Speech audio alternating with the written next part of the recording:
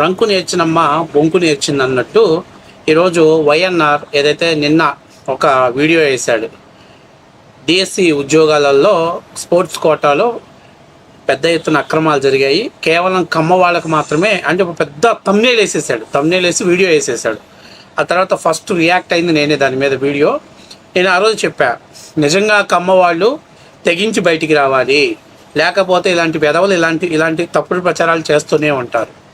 ఈరోజు గతంలో విజయసాయి రెడ్డి కానీ 37 కమ్మ డిఎస్పీలు ఉన్నారని చెప్పి రాసినట్టు, అట్లాగే గతంలో గ్రేట్ ఆంధ్రాలో హృతికేశ్వరి హత్య కేసులో ఈవిటీజింగ్ చేయటం ద్వారా ఆత్మహత్య కేసులో కీలక పాత్ర కమ్మ సమాజం చెందిన వాళ్ళు ఉన్నారు, యూనివర్సిటీలో కుల సంఘాలు నడుపుతున్నారని చెప్పి అప్పట్లో కథనం రాయటం. ఈ 2 కథనాలలో కూడా అసలు కమ్మ వాళ్ళ పాత్ర లేదు, అయినప్పటికీ తప్పుడు ప్రచారాన్ని చేశారు. అప్పట్లో నిజం చెప్పేలోపు అబద్ధం చెప్పులు వేసుకొని ఊరంతా తిరిగి వచ్చిందని గతంలో దీని ద్వారా రాజకీయ లబ్ధి పొందారు. ఇప్పుడు వైఎన్ఆర్ మాట్లాడుతున్నాడు, నాకేం తెలియదండి, విజయ్ కుమార్ గారు చెప్పారు, ఆయన చెప్పిన దాన్ని నేను హాస్టీస్గా చెప్పేసాను తప్ప నుంచి ఇక్కడ ఎక్కడా కూడా నాకు ఎలాంటి ఒక కులం మీద తప్పుడు ప్రచారాన్ని చేయాలి అనేటువంటి కోరిక లేదని అన్నాడు. ఈ వైఎన్ఆర్ అని అంటే నేను అనుకోవటం ఏంటంటే, వై అంటే ఎల్లారెడ్డో ఎలిగిరెడ్డో ఏదో ఇంటి పేరు, ఎన్ఆర్ అంటే మాత్రం నాగేశ్వర రెడ్డో నారాయణ రెడ్డో వెనక తోక పెట్టుకొని నేను రెడ్డి కులానికి సంబంధించిన వ్యక్తిని చెప్పుకోలేనటువంటి దౌర్భాగ్య పరిస్థితున్న సన్నాసి వెధవా, ఏమి రాని ఇంటి పేరేందో నువ్వేదో పూర్తిగా చెప్పుకోవచ్చు కదా వైఎన్ఆర్ అంటే ఏంటని.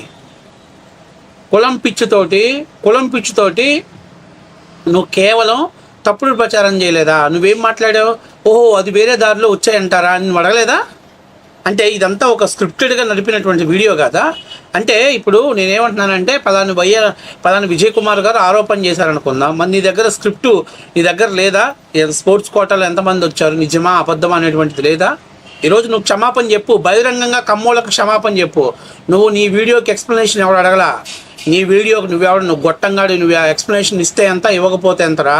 నువ్వు కమ్మోళ్ళకి బహిరంగంగా క్షమాపణ చెప్పు, మేము తప్పుడు ప్రచారాన్ని పాపగండం చేశాము, క్షమించండి అని చెప్పి నువ్వు కమ్మోళ్ళకు క్షమాపణ చెప్పాలి. రాష్ట్ర ప్రభుత్వానికి చెప్తావా లేదనేది నీ వ్యక్తిగత విషయం. మా కులానికి ముందు నువ్వు ఫస్ట్ క్షమాపణ చెప్పు.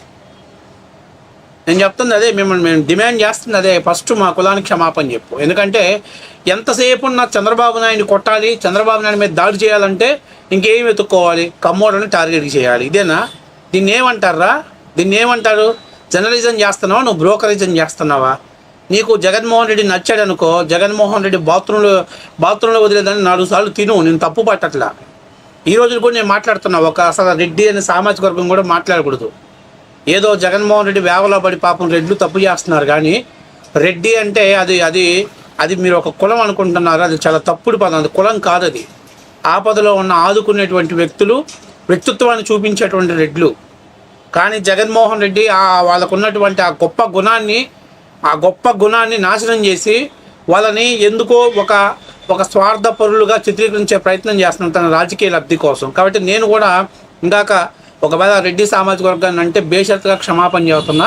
ఎందుకంటే నాకు ఎలాంటి బేషరతనాలు లేవు. నా మిత్రులు చాలామంది, నా సర్కిల్లో చాలామంది రెడ్లు ఉన్నారు. నేనేం దాన్ని అసలు ఏ రెడ్డిని కూడా నేను కించపరచదలుచుకోవట్లే. కానీ నేనేమంటున్నానంటే, ఎవరైతే నా మిత్రులు కూడా వాళ్ళు సలహా ఏం చేస్తున్నారంటే రాజకీయం చేయమనండి, చంద్రబాబు నాయుడు మీద చేయమనండి, తప్పులేదు. చంద్రబాబు నాయుడు మీద రాజకీయం చేయమను, చంద్రబాబు నాయుడిని చేసిన తప్పుల మీద రాజకీయం చేయమను, లేకపోతే ఒప్పుల మీద కూడా రాజకీయం చేయమను. దయచేసి చంద్రబాబు నాయుడు కమ్మ కులం కాబట్టి ఆ కులాన్ని కొడితేనే మేము అధికారంలోకి వస్తామనేటువంటి ఆ భావన, ఆ దరిద్రమైనటువంటి ఆలోచన ఉపసంహరించుకోండి. ఈరోజు నేను అడుగుతున్నా, నీ బాటికి నువ్వు వీడియో చేసి సోషల్ మీడియాలో వదిలేసావు, థంబ్నెయిల్ బ్రహ్మాండంగా వేసేసావు. థంబ్నెయిల్ ఏమేసావు? డిఎస్సిలో అక్రమాలు, స్పోర్ట్స్ కోటాలో దొడ్డిదారిన కమ్మ వాళ్ళకి ఎక్కువ మందికి ఉద్యోగాలు అని చెప్పేసి నీ ఛానల్లో నువ్వు థంబ్నెయిల్ వేసింది. ఇప్పుడు రెస్పాన్సిబిలిటీ ఎవరు? నువ్వేదో నాకేం తెలియనట్టు విజయ్ కుమార్ గారు మాట్లాడారు. విజయ్ కుమార్ గారికి అంటే ఆ వీడియోలో నువ్వు ఎంత పగడ్బందీగా, ఎంత తెలివిగా మీరు చేయాలనుకున్నటువంటి విషయాన్ని పాపఖండం చేయాలని ప్లాన్ వేశారు.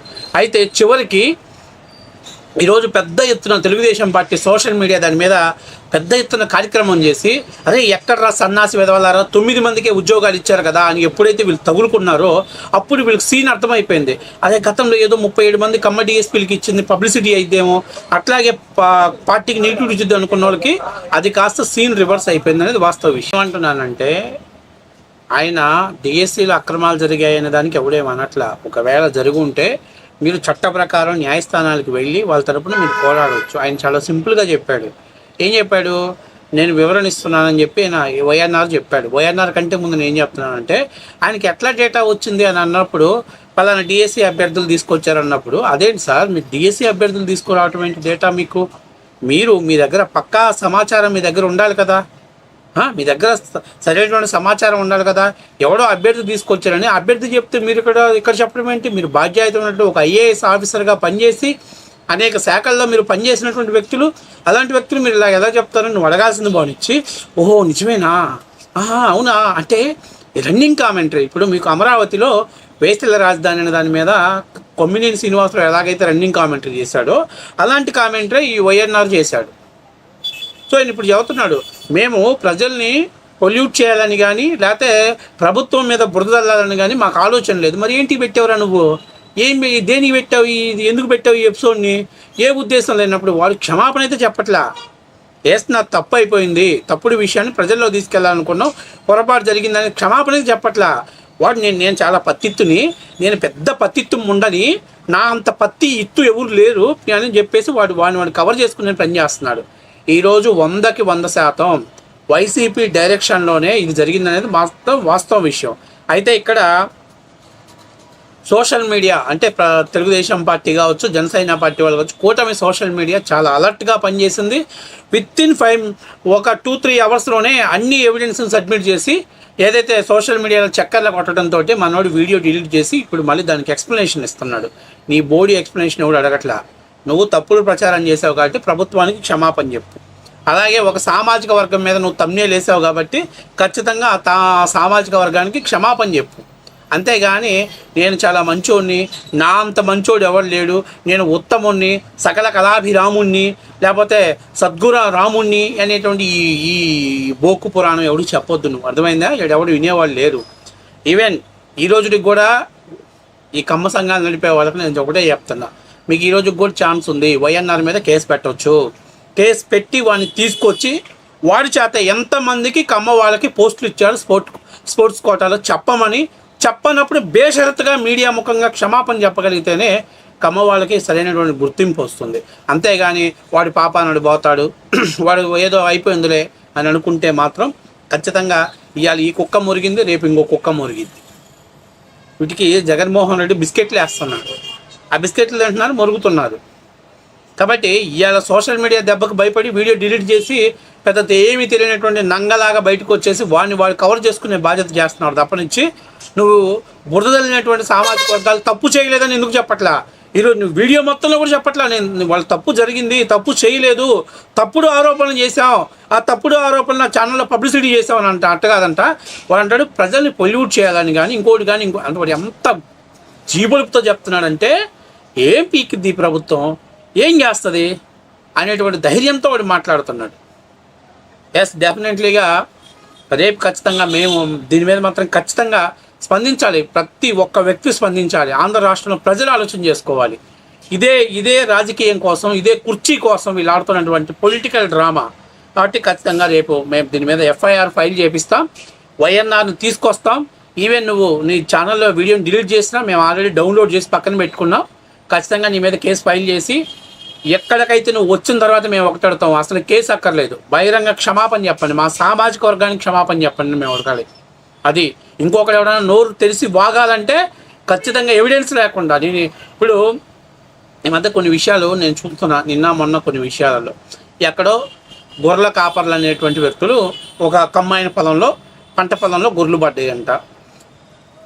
అతను పైరు పోయిన బాధలో ఏదో ఒక ఇది గ్రామీణ ప్రాంతాల్లో సహజంగా జరిగేటువంటి అంశాలు. దాన్ని సోషల్ మీడియాలో తీసుకొచ్చి కమ్మ వాళ్ళు యాదవులను తిట్టారు.